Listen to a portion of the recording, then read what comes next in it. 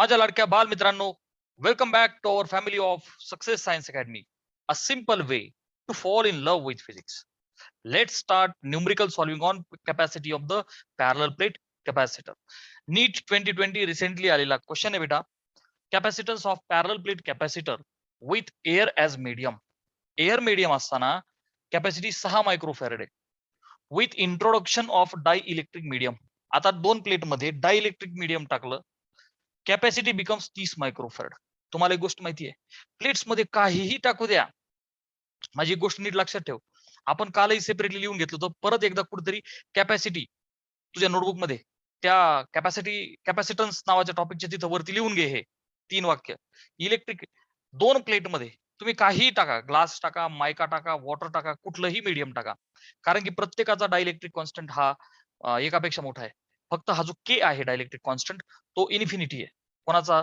मेटल्सचा. बाकी electric field कमी होतं, पोटेन्शियल डिफरन्स रिड्यूस होतो टाकल्याच्या नंतर, पण कॅपॅसिटी वाढते. बघ ना, 6 ची झाली 30. कॅपॅसिटी कायम वाढते जेव्हा काहीतरी मटेरियल तुम्ही त्यात भरता. ठीक आहे. डायइलेक्ट्रिक टाकलं की 30 झाली. Permittivity of the medium is epsilon काढा म्हणतायत. एप्सिलॉन काढा म्हणतायत. तो शुरू किया जाए. सो बेटा नीट लक्ष दे की कॅपॅसिटन्स 6 मायक्रोफॅरेड आहे. कधी? With air as medium. बेटा काहीच नाहीये किंवा एअर आहे किंवा व्हॅक्युम आहे, तर अशा केसमध्ये कॅपॅसिटीचा फॉर्म्युला काय रे बेटा? A epsilon naught upon D. Getting? When nothing is there, when air is there, this is the formula. Getting ना बेटा? काहीच नाहीये किंवा व्हॅक्युम आहे किंवा एअर आहे. ओके, बर. पुढे काय म्हणतात? ही कॅपॅसिटी 6 मायक्रोफॅरेड आहे. ठीक आहे. So therefore can I write 6 is equal to A epsilon naught upon D. Are you agree? ठीक.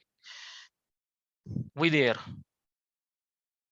With introduction of the dielectric medium. बेटा डाय इलेक्ट्रिक मीडियम टाकलं, कॅपॅसिटी झाली 30. मग एक काम करू आपण, C is equal to A epsilon naught K by D. अरे yes or no? Capacity increases K times. Come on, जुनी capacity increases K times with dye electric medium introduction. So मी काय म्हणतो आता, याला के का आला? डाय इलेक्ट्रिक मीडियम. क्लिअर आहे बेटा? डाय इलेक्ट्रिक मीडियम पिक्चर मध्ये आला, तर हे सी किती झाला? 30 is equal to A epsilon naught K by D. Distance तेवढंच, एरिया तेवढंच आहे. हे पहिलं इक्वेशन आहे, हे दुसरं इक्वेशन आहे. मग काय करू बेटा? 1/2 करू. क्या किया जाए सर? 2/1 करू. सेकंड भागिले first. Who is second? This one. Second ची लेफ्ट हँड साइड बघ 30 भागिले फर्स्ट ची लेफ्ट हँड साइड 6. सेकंड ची A epsilon naught K by D. Okay, भागिले फर्स्ट ची right hand side A epsilon naught upon D. ठीक आहे. So what has happen? A ला ए गेला, एप्सिलॉन गेला, डी ला डी गेला, फक्त के उरला, जो आला 6×5 = 30. गेटिंग ना बेटा? के आला 5. ते मला काय म्हणतात? Calculate permittivity of the medium. आता आपल्याला माहिती आहे डाय इलेक्ट्रिक कॉन्स्टंट म्हणजेच रिलेटिव्ह परमिटिव्हिटी. हे सुद्धा माहित नसेल तर कुठेतरी सेपरेट लिहून घे. डाय इलेक्ट्रिक कॉन्स्टंट म्हणजेच रिलेटिव्ह परमिटिव्हिटी. अरे आर यू अंडरस्टँडिंग? सो के म्हणजेच काय रे बेटा? एप्सिलॉन अपॉन एप्सिलॉन नॉट 5 आहे, आणि ते काय काढा म्हणतात आपल्याला? Epsilon. Getting? Permittivity of the medium काढा. So permittivity of the medium will be 5 times epsilon naught. 5 times epsilon naught आपल्याला पाठ आहे किंवा टेन्शन घ्यायचं नाही, त्यांनी एक्झाम मध्ये दिलेली असते. ही कुठे गेली बघ, ही 100% दिलेली असते. Epsilon naught 8.85 into 10⁻⁻12 coulomb square per newton metre square. ठीक आहे ना? भागिलेला न्यूटन मीटर स्क्वेअर आहे, त्यामुळे वरती आलं तर मायनस मायनस केलं. ठीक आहे ना? बर, दिस इज इक्वल टू, चला सोडवा याला. बर, सोडवण्यापेक्षा एक काम करायचं नेहमी. मी तुम्हाला काय शिकवलंय? अप्रॉक्सिमेटली कर ना. ते बघ, वेळ वाचव. 5 इंटू 8.85 ला 9 घेऊन आपण जवळ गुणिले 10 ची पॉवर -12. पटापट आवरायचं. 5×9 = 45 गुणिले 10 ची पॉवर -12. पहा बरं ऑप्शन मध्ये मला इथं 45 तर नाही, पण या दोघांमध्ये 44 म्हणजे 2 पैकी एक ऑप्शन 100% असणारच आहे. 0.44 0.44 असं दिलेलं आहे. आपला 0.45 2 घर अलीकडे सरकू ना आपण, which is approximately 2 decimal point अलीकडे सरकू ना बेटा. 2 डेसिमल पॉईंट अलीकडे सरकलो तर गुणिले 10 100 करावं लागेल ना, 10 ची पॉवर 2. अरे सोड नो, म्हणजे 10 ची पॉवर 2 करशील तर -12 plus 2 will become -10 coulomb square per newton metre square. Clear आहे बेटा? सो 0.45 10 ची पॉवर -10 म्हणजे C, this B option is correct. Clear आहे? स्क्रीनशॉट घे बेटा. Second question is from NEET 2018. Electrostatic force between metal plates of isolated parallel plate capacitor C having charge Q and the charge area. एक isolated parallel plate capacitor आहे बेटा, ठीक आहे ना. Electrostatic force त्या दोन प्लेट मध्ये, बरं का, मी डायग्राम काढतो तुला फील येईल. बेटा तुला माहिती ना, charges are always induced inside, आहे की नाही. 2 मिनिट ही अर्थ ते, हे सगळं तुम्हाला माहिती आहे. मग इथं मध्ये मीडियम असेल नाही तर नसेल, डायलेक्ट्रिक कॉन्स्टंट अरे नो, स्लॅब असेल नाही तर नसेल, पार्शली फीड, 3 केसेस आपण पाहिले होते. इथं काय म्हणतात मला ते इलेक्ट्रोस्टॅटिक फोर्स, विषय फोर्सचा आहे. इलेक्ट्रोस्टॅटिक फोर्स हा दोन्ही प्लेट मधला जे डिस्टन्स डी आहे ना, दोन्ही प्लेट मध्ये जे डिस्टन्स आहे बेटा ते डी आहे, तर याच्याशी कसं प्रोपोर्शनल असं म्हणतात हा फोर्स. पहिला म्हणजे इंडिपेंडंट, म्हणजे फोर्स ह्या डिस्टन्स वरती डिपेंडंटच नाहीये. दुसरा ऑप्शन म्हणजे लिनियरली प्रोपोर्शनल, म्हणजे जसं डिस्टन्स वाढेल तसा फोर्स वाढेल. इनव्हर्सली प्रोपोर्शनल टू डिस्टन्स, म्हणजे काय, डिस्टन्स तुम्ही जर का वाढवताय तर फोर्स कमी होईल, किंवा डिस्टन्स कमी करताय तर फोर्स वाढेल असं. Last proportional to square root of the distance. 4 पैकी विच इज करेक्ट. कन्सेप्ट कडे या. मला पाहिजे इलेक्ट्रोस्टॅटिक फोर्स, बरोबर का नाही बेटा? आता नीट आहे. अगोदर जेव्हा ह्या दोन प्लेट आहेत, तर बेटा ह्या दोन प्लेटमुळे जे इलेक्ट्रिक फील्ड आहे, ज्याला आपण ई नॉट लिहिलं होतं, आठवते की नाही, आहे की नाही, ई नॉट. तर बेटा हे जे एक्सटर्नल फील्ड आहे प्लेट्समुळे, आपल्याला माहिती आहे formula for electric field is E not which is F upon Q. कोणता लिहू? छोटा क्यू, काय अडचण, ठीक आहे ना. छोटा लिहा मोठा लिहा त्याने काही फरक नाही पडत, आपण लिहिला एफ अपॉन क्यू. कन्सेप्ट बरोबर का नाही? सो बच्चा from here can I write F is equal to Q into E किंवा ई नॉट, ठीक आहे ना, क्यू इंटू ई नॉट. बघा दोन प्लेट्समुळे जे इलेक्ट्रिक फील्ड आहे, ही plate positive negative plus to minus, हे जे इलेक्ट्रिक फील्ड आहे बरं का, याचा फॉर्म्युला काय बेटा? प्लेन शीट वाला फॉर्म्युला आठवा, आठवा. हे आपलं झालेलं आहे already. E plane sheet sigma upon 2 epsilon naught. अरे सर नो बेटा, due to one plate, due to one plate, आणि मग दोन असतील तर त्यांची ऍडिशन होईल आणि आन्सर येतं सिग्मा अपॉन एप्सिलॉन नॉट. हे नीट लक्षात ठेव. अरे सर नो बेटा, ई ऑफ द कॅपॅसिटर, हे विसरायचं नाही आता. E of capacitor will be sigma upon 2 epsilon not plus sigma upon 2 epsilon not. Answer become sigma upon epsilon not. Please don't forget. So बेटा Q into E ला काय टाकू? Sigma upon epsilon not. एका प्लेटमुळे sigma upon 2 epsilon not, ह्या प्लेटमुळे sigma upon 2 epsilon not, दोघांची addition होईल, तर उत्तर काय बेटा? Sigma upon epsilon naught. What is sigma? Surface charge density. म्हणजे काय? Charge per unit area. Absolutely perfect बेटा. Yes you are correct. बघ लक्ष दे. Sigma is Q, charge per unit area. Yes or no? So Q into sigma is charge प्रति unit area, है की नाही. सो फायनली फोर्सला काय लिहू शकतो बच्चा मी? Q square upon A epsilon naught. लक्षात सुद्धा ठेव हा, Q square upon A epsilon naught. म्हणजे तो चार्ज आणि एरिया दोन गोष्टींवरती डिपेंडंट आहे. डिस्टन्सचा फोर्सचा काही एक संबंध नाहीये. ह्या डिस्टन्सचा फोर्सशी काही एक संबंध नाहीये. So this was correct. Independent of the distance. तो फक्त चार्ज आणि एरियावरती डिपेंडंट आहे.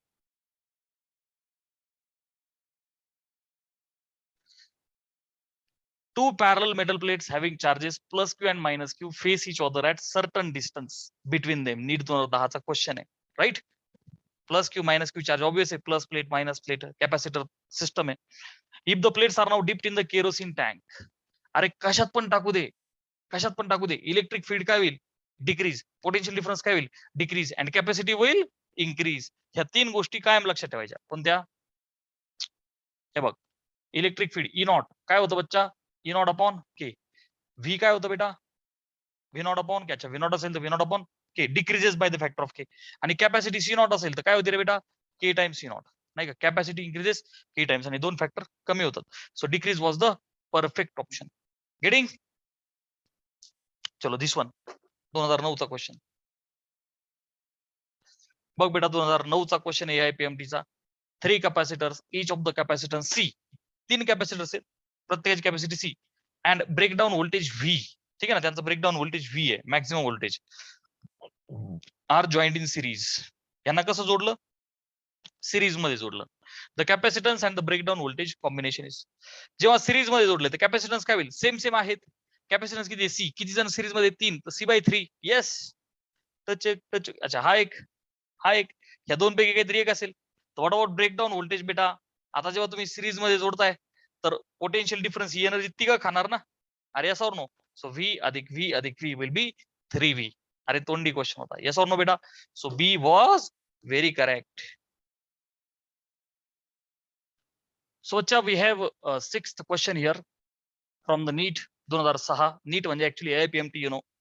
A parallel plate air capacitor is charged to potential difference of V volt. एक कॅपॅसिटर आहे त्याला V व्होल्टला चार्ज केलं त्याला ठीक आहे ना हे बघ कॅपॅसिटर म्हणलं ना हे एवढं व्हिज्युअलाइज व्हायला पाहिजे charges are always induced inside the plates बरं का इलेक्ट्रिक फील्ड नॉट आता बघ potential difference of V volt okay sir हे जे पोटेन्शियल डिफरन्स आहे करंटली किती आहे रे बेटा हे V वोल्ट आहे ठीक आहे ना हा जो डिफरन्स आहे हा V आहे हा वजा हा आहे की नाही हायर मायनस लोअर V आहे आता आफ्टर डिस्कनेक्टिंग द बॅटरी ठीक आहे ना बॅटरी जोडली होती ती आता काढून टाकली distance between the plates of the capacitor is increased आता काय केलं बेटा हे जे डिस्टन्स आहे हे डिस्टन्स इन्क्रीज केलं आर यू अंडरस्टँडिंग हे डिस्टन्स वाढवलं as a result the potential difference what will happen to this potential difference तर बेटा अकॉर्डिंग टू कन्सेप्ट कॅपॅसिटीचा फॉर्म्युला आहे A epsilon naught upon D तुम्ही जर का डिस्टन्स वाढवताय तर कॅपॅसिटी ऑब्विस आहे ना कमी होईल ना जी कॅपॅसिटी आहे त्याची चार्ज होल्ड करण्याची it will go on decreasing common sense आहे सो बच्चा C is Q by V आता मला सांग कॅपॅसिटी जर का कमी होत असेल तर ऑब्विस आहे ना पोटेन्शियल वाढते अरे येस और नो बेटा पोटेन्शियल तर ऍक्च्युली कमी करावं लागतं ना आपल्याला इन्क्रीज इन कॅपॅसिटीसाठी potential is increasing and I am very happy that you have understood this very perfectly it will increase so बेटा जेई मेन्स 2019 हा क्वेश्चन आपल्या समोर आहे a parallel plate capacitor with plates of area 1 metre square each parallel plate capacitor आहे प्रत्येक प्लेटचा area 1 metre square आहे are at separation of 0.1 metre त्यांचं सेपरेशन 0.1 मीटर आहे म्हणजे काय काय दिलं बेटा मला एरिया 1 मीटर स्क्वेअर आहे प्रत्येकाचा त्यांच्यामधलं जे डिस्टन्स आहे सेपरेशन 0.1 मीटर आता तुम्हाला इमॅजिन होत असेल yes or know if electric field between plates is 100 newton per coulomb त्या दोन प्लेट्स मधलं जे इलेक्ट्रिक फील्ड आहे बेटा is 100 newton per coulomb magnitude of the charge on each plate is प्रत्येक प्लेट वरती जो चार्ज आहे त्याचं मॅग्नेट्यूड किती व्हेरी सिंपल क्वेश्चन बेटा there is no confusion charge काढायचा ऍप्सिलॉन नॉट त्यांनी आपल्याला दिलेला आहे सो बेटा what is formula we are having विषय कॅपॅसिटरचा आहे पॅरलल प्लेट कॅपॅसिटर आहे so C is equal to काय फॉर्म्युला आहे बेटा A epsilon naught upon D we are interested in finding the charge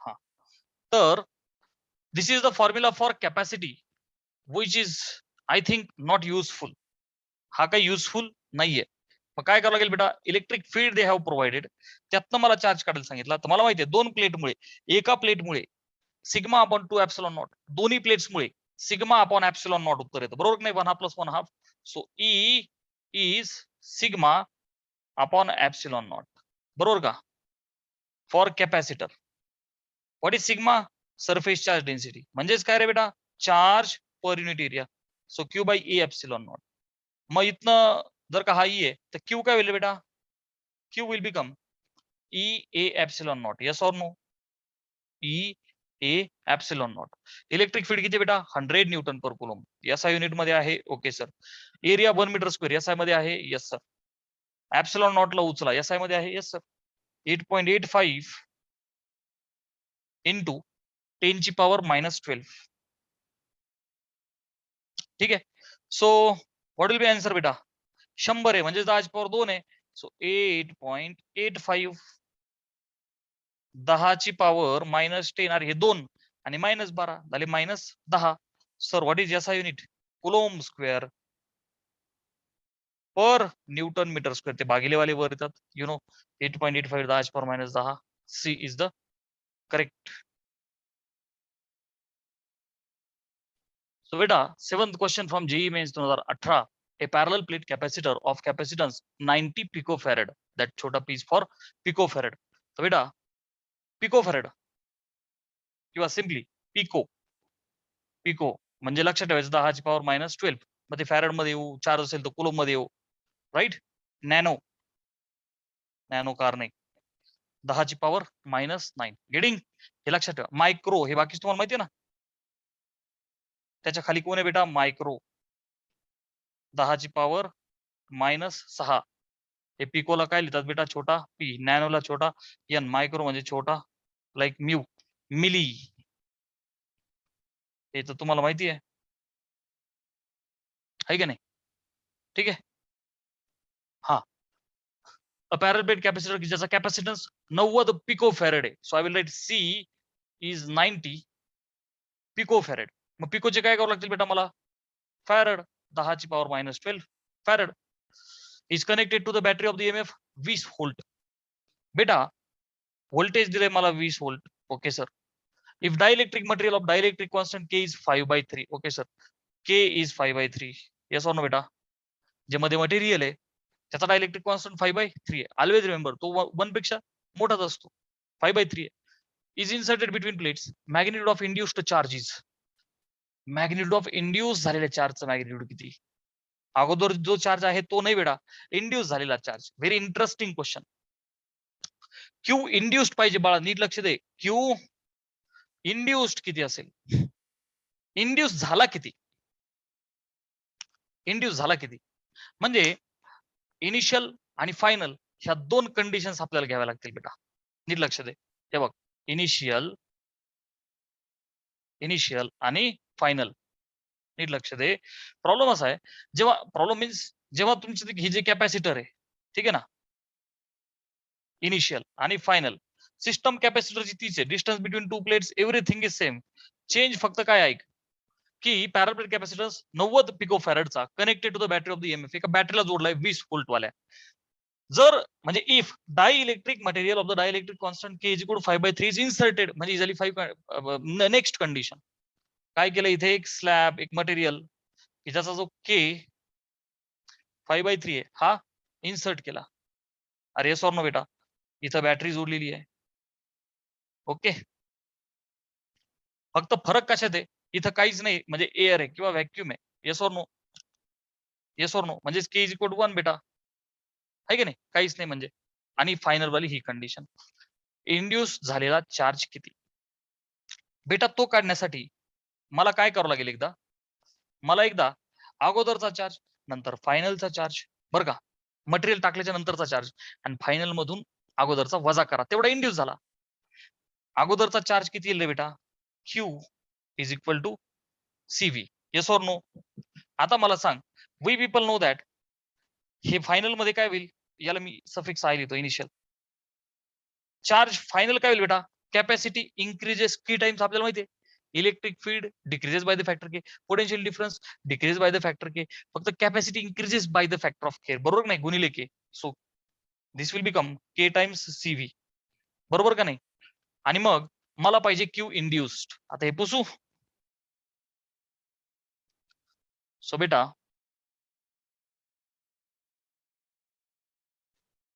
I want Q induced. So Q induced will be is equal to, चला पुढे लिहितो, Q final minus Q initial. Material टाकल्यावर काय जो charge induce होईल तो वजा अगोदरचा. बरोबर? So Q final is KCV. Q initial was only C into V.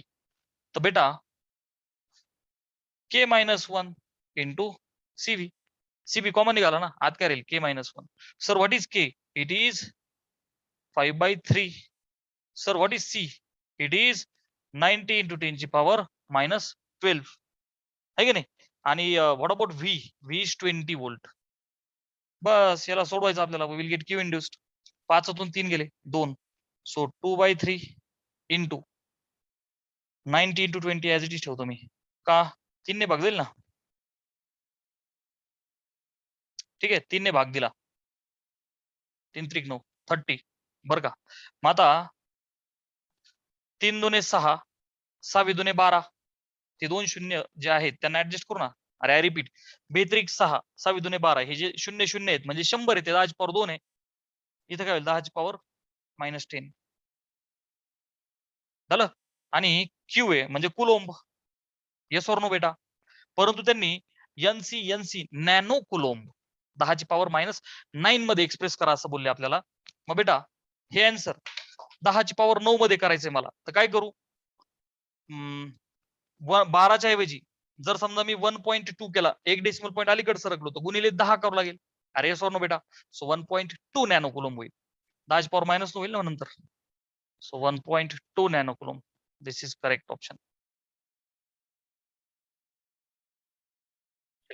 So beta, 8th question from JEE Mains 2019. Look at the diagram. They have given a diagram to us. And what are they saying beta? They are saying a parallel plate capacitor is of area 6 centimeter square. So ही एक plate आहे, ही एक plate आहे बरं का. 6 centimetre square इचा पण ठीक आहे. Area separation 3 mm. त्या दोघांमधलं जे सेपरेशन आहे हे 3 mm त्यांनी दिलंय आपल्याला. The gap is filled with 3 dielectric materials of equal thickness. बेटा त्या तिघांची पण थिकनेस इक्वल आहे. Look over here. चा अर्थ काय झाला रे बेटा. ह्या तिघांची थिकनेस सेम आहे. Means the area will be occupied same by all 3 plates with dielectric constants. K1 is 10, K2 is 12, K3 is 14. हे व्हॅल्यू त्यांनी आपल्याला दिलेले आहे. The dielectric constant of material. The dielectric constant of material which when fully inserted in above capacitor. वरच्या capacitor मध्ये जर दुसरी condition fully inserted. सध्या काय केलंय K1, K2, K3 असे 3 वेगळे वेगळे मटेरियल्स भरले त्याच्यात. Glass mica water. Let's assume हे जर का तिघ भरले तर ही कंडिशन. नंतर काय म्हणतात आपल्याला डायइलेक्ट्रिक कॉन्स्टंट ऑफ मटेरियल काढा म्हणतायत. Which when fully inserted in the above capacitor gives same capacitance. तो देतो same capacitance as previous one. हे जे चित्र दिलंय याचा कॅपॅसिटन्स इज इक्वल टू नवीन कॅपॅसिटन्स जेव्हा अख्खा एका मटेरियलने भरलेला असेल. क्वेश्चन का आला. ठीक. सो बघा कॅपॅसिटन्सचा फॉर्म्युला आपल्याला माहिती आहे. कुठे लिहू. इथं लिहितो की बेटा C इज इक्वल टू बरं का पार्शियल नाही fully filled A epsilon naught K by D. कारण capacity increases K times. Yes or no बेटा. ठीक आहे ना. With dielectric. Yes or no. हा formula is with completely filled dielectric. with कसा आहे हा फॉर्म्युला बेटा कम्प्लिटली फिल्ड वाला आहे की नाही. मग इथं झालं काय बेटा. इथं 1 2 3 एकाच कॅपॅसिटरचे ऍक्च्युअल मध्ये 3 कॅपॅसिटर झाले ना. येस ऑर नो बेटा. So capacity initial is equal to capacity final असा विषय आहे बघ. Gives same capacitance. कॅपॅसिटी सारखी आहे 2 कंडिशनची. कोणत्या 2 कंडिशनची बेटा. कुठे लिहितो C initial capacity initial is capacity final. बर सुरुवातीची म्हणजे काय ह्या डायग्राम मधली. आता इथं 1 2 3 3 कॅपॅसिटर झाले बरोबर का नाही बेटा. सो पहिल्यासाठी 1 A1 ऍप्सिलॉन नॉट तर कायम सेम असतो. K1 भागिले D ला D1 लिहिणार का बेटा नाही. कारण की छोटा D is the 3 mm distance which. अरे आपण नाही का असं घ्यायचो तेव्हा हॉरिझॉन्टली लिहायचो ना 2 प्लेट मधलं डिस्टन्स. आता असं दिलंय ना तर तेच व्हर्टिकल झालं. येस ऑर नो बेटा. So this D is 3 mm. Getting this D is 3 mm. So त्याला 1 लिहिण्यात माझ्या नाही ते सगळ्यांमध्ये सेम आहे. विच इज इक्वल टू बेटा सॉरी हा पहिला झाला ना. आता दुसऱ्यासाठी I have write plus A2 epsilon naught K2 but D same plus A3 epsilon naught K3 भागिले D सेम. टिचिक टिंग टिंग टिंग तिघांचं इज इक्वल टू फायनल जो कॅपॅसिटन्स आहे नवीन मटेरियल टाकलं काहीतरी आपण ठीक आहे ना. तर बेटा A epsilon naught obviously that area will be A epsilon naught K भागिले D distance will be same. Getting. आता पुढची हे इथपर्यंत कळाले सगळ्यांना 1 2 3 आणि finally this will be the formula with new आणि हा के काढायचा आपल्याला. ओके बेटा सगळ्यात अगोदर मला सांग हा डी डी डी डी झाला कॅन्सल आउट बरोबर. आता इथं जो A1 आहे A2 आहे आणि A3 आहे पहिल्या प्लेटचा दुसऱ्या आणि तिसरा एरिया सुद्धा तीन ठिकाणी सेम डिवाइड होईल कारण तिघांची थिकनेस सेम सेम आहे. सो पहिलीचा दुसरीचा तिसरीचा area will be A/3. So A/3 epsilon naught K1 plus A/3 epsilon naught K2 plus A/3 epsilon naught K3. Understood ना बेटा. प्रत्येकाचा area A/3 is equal to A epsilon naught K. झालं. आधी इथं epsilon naught मगाशीच करायला पाहिजे होता. काही अडचण नाही. चला कॅन्सल केला. ए सुद्धा कॉमन निघून कट होऊन जाईल. मग उरलं काय K1/3 plus K2/3 plus K3/3. K1 किती आहे 10/3 प्लस K2 किती आहे 12/3 प्लस K3 किती आहे 14/3 इज इक्वल टू राहिलं काय K. You are done with the answer. Base same आहे 10 अधिक 12 22 आणि 14 झाले 36 is equal to K. So K will be 12. Have you understood ना बेटा. Value of K is 12.